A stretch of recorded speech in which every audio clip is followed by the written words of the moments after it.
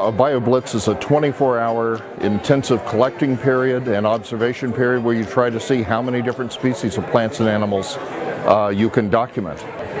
The Onondaga Lake project is, one of the great examples of restoration ecology. Bioblitzes are traditionally for about a 24-hour period, although they can be longer, and they're meant to look at all the plants and animals in an area. So there are people looking at fungi and the invertebrates in the water. We have volunteers from the Onondaga Lake Conservation Corps working with faculty, staff, the professors from SUNY-ESF. Interesting for someone to hold a fish and show it to you, and not just maybe going fishing. Just a whole different experience, understanding the different species and how they interact. The earliest data that we have are 1927, and there were about 12 species that were caught.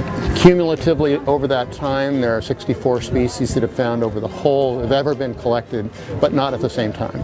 In a typical summer, we find about 40 species. There are mentioned repeatedly new records of species for the area and confirmations of species that are recovering that aren't seen very often. The real diversity of the number of species out there are in insects and then the whole plant world, and so it's a mix of still rare and the recovered, but again, without people going out and looking, you'd never know.